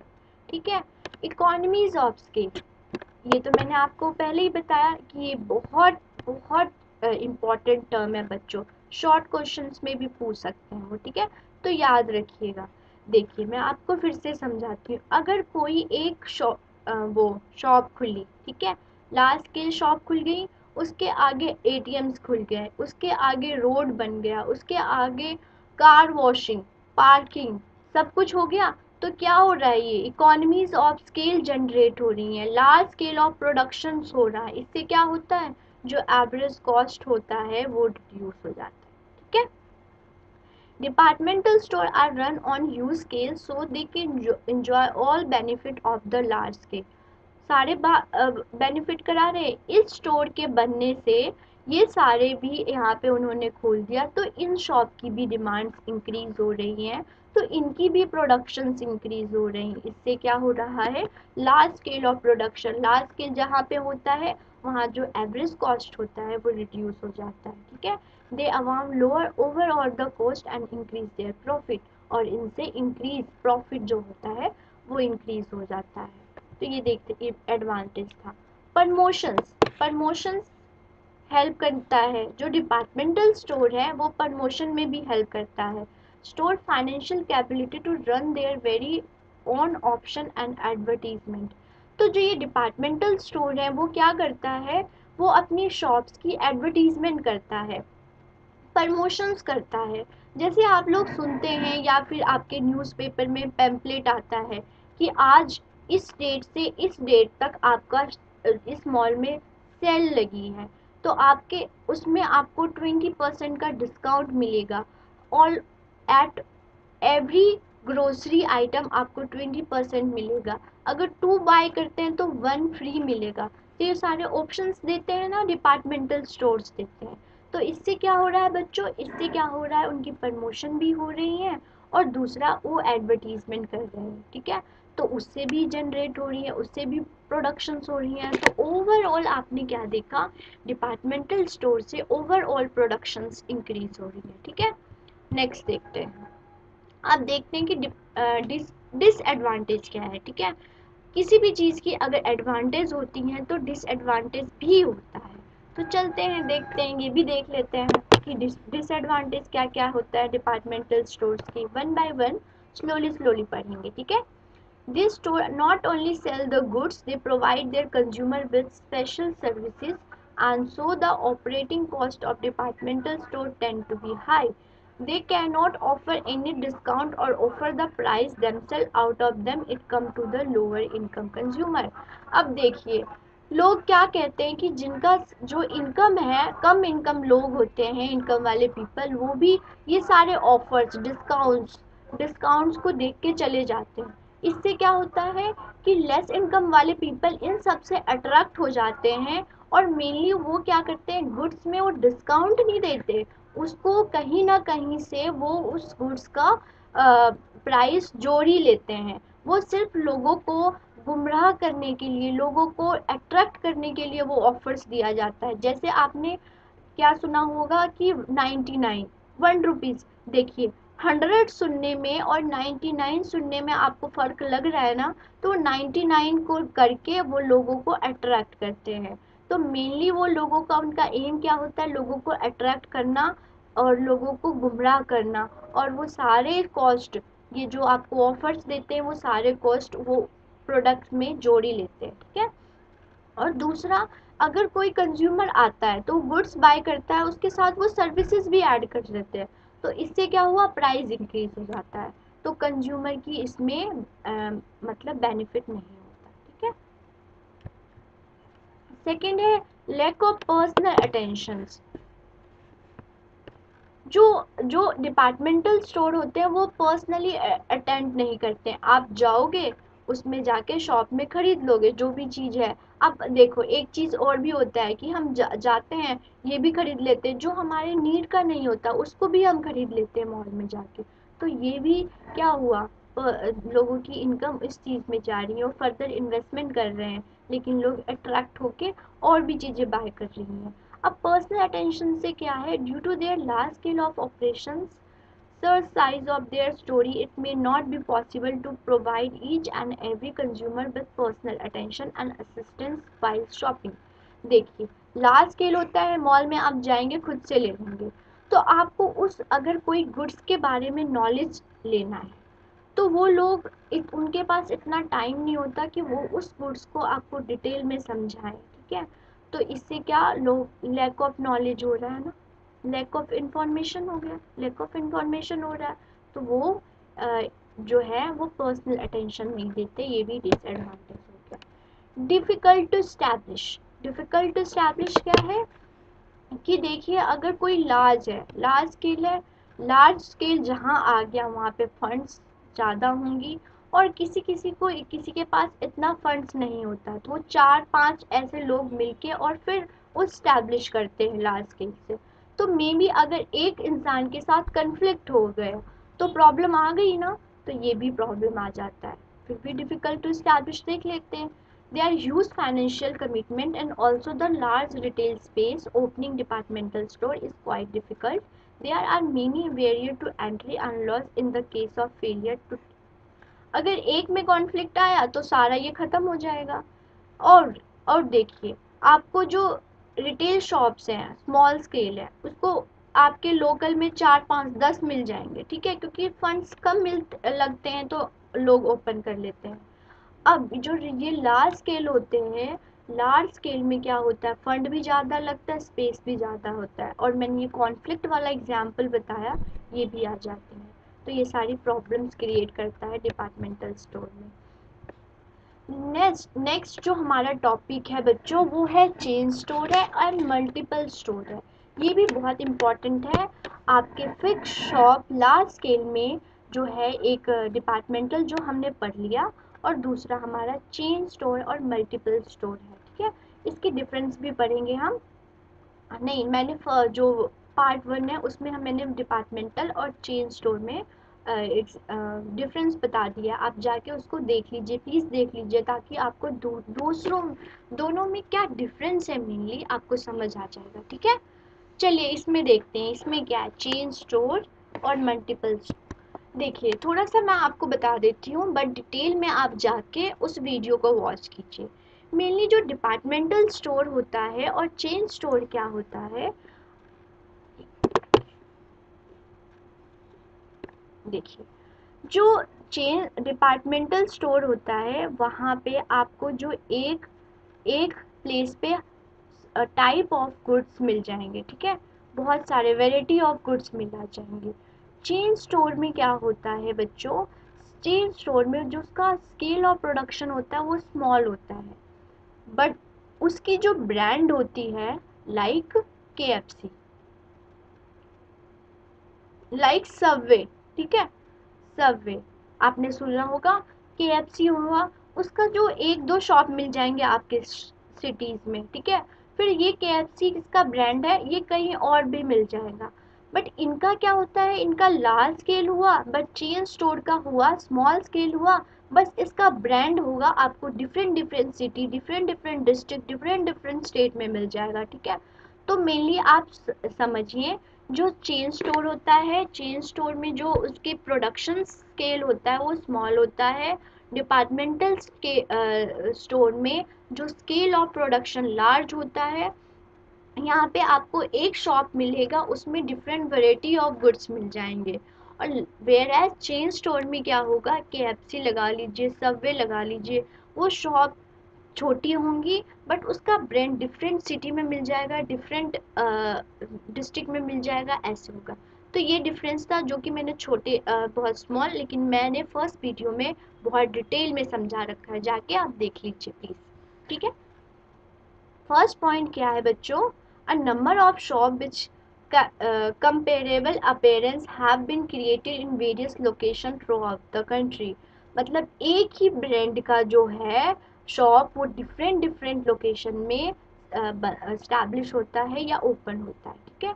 This various store usually sell standardize branded consumer goods with high turnover of sale, ये देखिए इसका स्केल स्मॉल होता है बट ये ब्रांडेड हुआ, ठीक है। जैसे लगा लीजिए जारा का शॉप आपको हर सिटी में मिल जाएगा, हर डिस्ट्रिक्ट में मिल जाएगा, तो इनका जो टर्नओवर होती है, जो इसका रिटर्न होता है वो हाई होता है बच्चों, और इसका जो ये होता है ये ब्रांडेड शॉप्स होते हैं, ठीक है, इनका एक ब्रांड होता है, इन पे IPR होता है, ठीक है, जो हमने स्मॉल बिजनेस में पढ़ा था।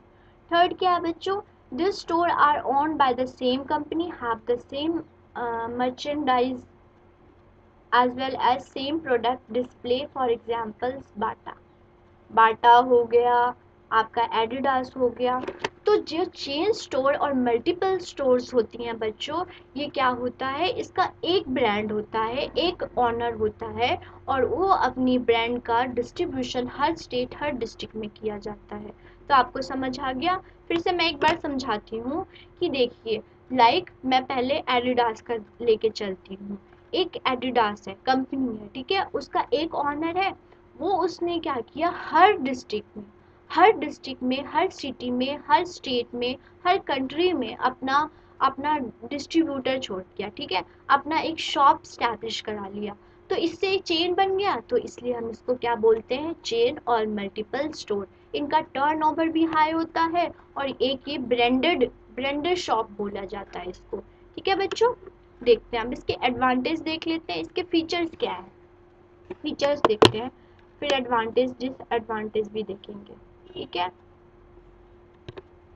चलिए, फर्स्ट जो फीचर्स है, there is centralize purchasing by the head of office और मेन ब्रांचेस, एक ब्रांड हुआ, ठीक है, जारा का ब्रांड हुआ, उसके डिफरेंट डिफरेंट ब्रांचेस हैं डिफरेंट डिफरेंट स्टेट में, ओके, समझ आ गया। सेकंड है हमारा, the home office will then send the goods to the individual chain store, इसमें क्या बोल रहा है कि जो एक सेंट्रलाइज्ड शॉप होती हैं, वो सारे चीज़ इसका जो भी होता है, डिस्ट्रीब्यूटर में क्या है उसका उसको कौन से रूल्स फॉलो करनी है, कौन सा ब्रांड लेना है, कहाँ पे स्टैब्लिश कराना है, वो सारे डिसीजन कौन लेता है, वो मेन जो डिपार्टमेंट है वो लेता है, ठीक है। थर्ड क्या है, this will allow them to order in bulk and cut down on the cost, अगर इस शॉप से, अगर मेन जो ब्रांच है उससे अगर आप ऑर्डर करते हैं और बल्क में बाय करना चाहते हैं फॉर द रीसेल, तो आपका जो कॉस्ट होगा वो भी रिड्यूस हो जाएगा, ठीक है। अब फोर्थ पॉइंट क्या है, फोर्थ पॉइंट भी देख लेते हैं बच्चों, फोर्थ और फिफ्थ पॉइंट क्या है, this control by individual store will fall to the brand store manager. He will be answerable to the head of the office regarding the performance and all the matter related to store.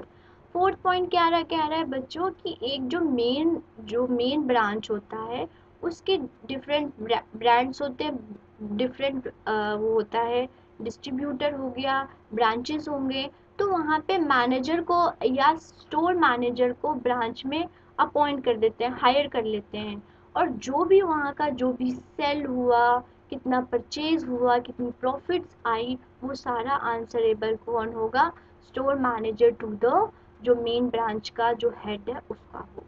ठीक है, there is a one head office, all the policy formation and control haven, this is the head office. जो भी rules regulations आएंगी कि कौन से store में किस टाइप का गुड्स लगना है, कैसे लगना है, कौन सी लोकेशन में इस्टेब्लिश होना है स्टोर को, कहाँ पे लगना है, लोगों की प्राइसिंग, लोगों का कॉस्ट, उस इस गुड्स का कौन सा प्राइस कितना रखना है, वो सारे डिसीजन लेती है सेंट्रलाइज, जो कि होती है main head of the store. ठीक है, तो समझ आ गया आप लोगों को। अब हम मेरिट पे चले, मेरिट पढ़ते हैं, चलिए। मेरिट क्या है कि enjoy a economies of scale, क्योंकि लार्ज स्केल हुआ, मेनली है तो डिफरेंट सिटिंग में, बट इसका जो मेनली आप देखोगे तो लार्ज स्केल पे इनकी सारी जो प्रोडक्शंस हो रही हैं, लार्ज स्केल पे रिसेल हो रहा है, तो ये इकोनॉमीज ऑफ स्केल, मैंने इकोनॉमीज ऑफ स्केल अच्छे से समझाया आपको, आप लोग एक्सपर्ट बन गए हैं। दूसरा जो है able to eliminate unnecessary middle man in the sale of goods and services, इसमें भी जो अननेसेसरी पीपल्स होते हैं, मिडल मैन होता है, उसको एलिमिनेट कर देते हैं, उनको मतलब जो होता है इंटरफेरेंस नहीं करना होता है। क्यों? क्योंकि जो सारी डिसीजंस जो लेती हैं वो कौन लेती हैं, वो मेन हेड जो होता है, main head the store, main head of brands लेता है। ठीक है, सारे डिसीजंस, तो जो मिडल मैन का काम होता है वो एलिमिनेट हो जाता है। थर्ड पॉइंट बच्चों क्या है, they are no loss on the account of bad डेप्ट एज अ सेल और कैश बेसिस, लार्ज स्केल है तो कोई उनके पास वो कोई कर्जा नहीं लेते, लोन नहीं लेते, उनके पास नो लॉस, उनमें लॉस होने की भी चांसेस कम होती हैं। ठीक है, फोर्थ क्या है, commodity that not be demand in one location में be transported to the one where they are. अब देखिए कि यहाँ पे स्टैब्लिश हो गया एक ब्रांड, जारा हो गया, बट लोग जो यहाँ के हैं वो अफोर्ड नहीं कर पाते इतनी ब्रांडेड चीज़, तो वो क्या करेंगे, यहाँ से उठा के अपने दूसरे लोकेशन पे जहाँ देंगे जहाँ पे उस जारा की शॉप की डिमांड है, तो इनके पास ये भी ऑप्शंस अवेलेबल होता है। ओके, फिफ्थ क्या है, loss experience by one shop can compensated by the profit on in the other। अगर एक शॉप में, अगर कोई ऐसा शॉप है वहाँ पे लॉस हो गया, ठीक है, एक ब्रांड में एक लोकेशन की शॉप में लॉस हो गया, मतलब मान लीजिए पानीपत वाले शॉप में जो KFC था वहाँ पे लोगों ने डिमांड नहीं किया क्योंकि वो विलेज एरिया में था, लोग अफोर्ड नहीं कर पाए, तो उसने क्या किया, दिल्ली वाले शॉप में उसने प्रॉफिट अर्न कर लिया। ठीक है, तो इसका लॉस और इसका प्रॉफिट कंपनसेट होगी, इक्वल टू आ गया। ठीक है, तो ये भी उनके लिए फायदेमंद होता है। सिक्स पॉइंट क्या है, सिक्स पॉइंट देखते हैं बच्चों, आपको मजा आ रहा है, अगर अच्छा लग रहा है तो प्लीज लाइक कर दीजिए वीडियो को। Flexibility to shift the other shop if profit is not achieve in an area, तो ये होता है देखिए, गुड्स प्रॉफिट लॉस एक दूसरे के जो भी लोकेशंस है वो ट्रांसफर होते रहते हैं, इसका इसमें इसका इसमें, तो इनके पास ऑप्शंस बहुत होते हैं कि अगर एक शॉप में लॉस हो गया तो दूसरे में भेज दो, दूसरे में लॉस हो गया तो तीसरे में भेज दो, प्रॉफिट हो गया तो इस जिसमें लॉस हुआ था उससे कंपनसेट कर दो, तो चेन स्टोर में ये था। ठीक है, अब लिमिटेशंस क्या है बच्चों देखते हैं। ठीक है, लिमिटेशंस मैंने आपको आई टोल्ड यू कि अगर किसी चीज़ की एडवांटेज है तो डिसएडवांटेज जरूर होंगे, तो डिसएडवांटेज भी पढ़ेंगे, आपके शॉर्ट क्वेश्चन में भी पूछ सकता है। ठीक है, शॉर्ट क्वेश्चन 3 और 4 मार्क में पूछ सकता है कि लिमिटेशंस बताओ चेन स्टोर की, तो आप लिख के आओगे। ठीक है, they do not sell things made by their other company, in that way consumer get only a limited choice of goods। अब देखिए, जो जारा का शॉप है, अब जारा का शॉप में आपको एडिडास के आइटम्स नहीं मिलेंगे, नहीं मिलेंगे ना। तो अगर कोई पीपल जारा के में जाता है और उसको एडिडास का पसंद है तो उसके पास ऑप्शंस अवेलेबल नहीं है। सिर्फ अगर उसको बाय करना है तो जारा का ही ब्रांड बाय करना है, दूसरे ब्रांड्स का उसको ऑप्शंस नहीं मिलेंगे। तो फर्स्ट हमारा ये डीमेरिट्स हो गया कि ऑप्शंस लोगों के पास कम होते हैं। सेकंड क्या है बच्चों, due to the head of the office guidance in all the matter all the creativity skills on each store manager is reduce. एक शॉप जो ऊपर हायर लेवल का जो भी है मैनेजर, हायर लेवल का जो हेड ऑफ द ऑफिसर है, वो सारे डिसीजंस लेता है। प्राइस का डिसीजन, कौन सा कलरिंग होनी है, कैसा डिपार्टमेंट्स किस जगह पे खोलना है, किस लोकेशंस पे खोलना है, तो सारा डिसीजन जो होता है वो हायर अथॉरिटी लेता है। सेंट्रलाइज पावर है। तो जो लोअर लेवल की जो होती है क्रिएटिविटी होती है, उनका जो सजेशन होता है वो नहीं होता। तो जो क्रिएटिविटी हुई रिड्यूस हो गई, डिसेंट्रलाइजेशन नहीं है पावर, तो इसका डिमेरिट हो गया। ठीक है बच्चों। फोर्थ है lack of initiative in the employees which sometimes lead to be a difference and clashes।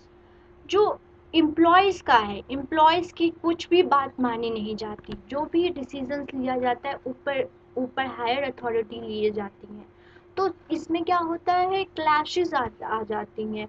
लोग अपने आप को डेवलप नहीं कर पाते, जो ह्यूमन रिसोर्सेज है उसकी डेवलपमेंट कम हो रही है चेंज स्टोरी। ओके। फोर्थ क्या है बच्चों, मैनेजमेंट में have to sustain loss because of large stock lying unsold at the central depot. Sometime क्या होता है कि समटाइम वो लॉस हो जाते हैं। क्यों? क्योंकि जो स्टोरेज वाली चीज़ है, स्टोर किया गया है, वो बिकती नहीं है। ठीक है। तो वो ट्रांसफ़र तो कर लेते हैं, मे बी वो लोकेशन का जो लोकेशन की डिस्टेंस है वो ब्रॉड है। ठीक है। तो इस सब से भी उनको लॉस हो जाता है। तो लिमिटेशन में क्रिएटिविटी रिड्यूस हो जाती है क्योंकि पावर जो है सेंट्रलाइज है, डिसेंट्रलाइज नहीं है। ऑप्शंस कम होते हैं। अगर कोई ब्रांड में पीपल जाता है तो उस ब्रांड का ही आइटम खरीद सकता है, दूसरे ब्रांड का आइटम नहीं खरीद सकता। ऑप्शंस हो गए रिड्यूस। और ये समझ लीजिए कि इसको इस्टेब्लिश करने के लिए, ब्रांडेड चीज़ें इस्टेब्लिश करने के लिए टाइप ऑफ द पीपल चाहिए कि लोग उस चीज़ को अफोर्ड कर पाए। तो ये जो मेन सिटीज़ में है वो वहीं पे इस्टेब्लिश करा सकते, किसी विलेज में नहीं करा सकते, क्योंकि ज़ारा का और एडिडास का पीपल वो अफोर्ड नहीं कर पाएंगे इतने ब्रांडेड आइटम्स। तो ये इसकी और डीमेरिट्स है जो अपने आप से भी आप बच्चों बना सकते हो। ठीक है।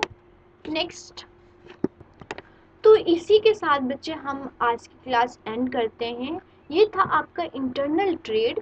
इंटरनल ट्रेड में हमने बहुत सारे ट्रेड के टाइप्स पढ़े और कौन कौन सा होलसेलर कौन सी सर्विसेज, रिटेलर कौन सी सर्विसेज प्रोवाइड कराता है। वैसे आपका ये बहुत सारे था जिसमें जो आपके 30% रिडक्शंस हो गई सिलेबस में, जिससे आपका रिड्यूस हो गया। बट मैंने आपको नॉलेज देने के लिए समझा दिया, बट आप नॉलेज ले लीजिएगा।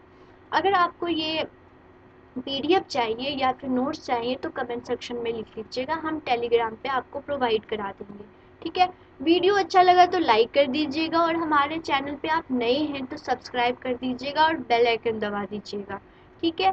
तब तक के लिए हम नेक्स्ट वीडियो में मिलेंगे नेक्स्ट वीडियो के लिए। तब तक आप अपना ख्याल रखिएगा, आप हेल्थ का ध्यान रखिएगा और प्रिपरेशन जारी रखिएगा। ठीक है। पेपर के टाइम आके पढ़ने से कोई भी इंटेलिजेंट नहीं होता। आप अपने कंसेप्ट को क्लियर कीजिए, बार बार रिपीट कीजिए, क्योंकि यही स्टडी फर्दर आपको काम आएगी। ठीक है। रट्टा मारिए मत, सब चीज़ को विजुअलाइज करके देखिए तो आप आगे कोई चीज़ अचीव कर पाएंगे। ओके स्टूडेंट्स, तो ऑल द बेस्ट और अपनी पढ़ाई जारी रखिए। ठीक है। एग्ज़ाम आने के 10 दिन पहले पढ़ने से कुछ नहीं होगा। ठीक है। सिर्फ आप नंबर ले आएंगे और नंबर से कुछ नहीं होता, नॉलेज होना बहुत ज़रूरी है। ओके। तो नेक्स्ट वीडियो में हम मिलेंगे इंटरनेशनल ट्रेड, जो कि आपका फोर्थ मतलब 4 चैप्टर आने हैं आपके। तो लास्ट चैप्टर हमारा है, तो उसमें भी बहुत सारे रिडक्शंस हैं आपके सिलेबस में, उसमें तो सारा ही रिडक्ट कर दिया, बहुत कम है सिलेबस, बहुत कम है। तो नेक्स्ट वीडियो में मिलते हैं, तब तक पर बाय, ऑल द बेस्ट।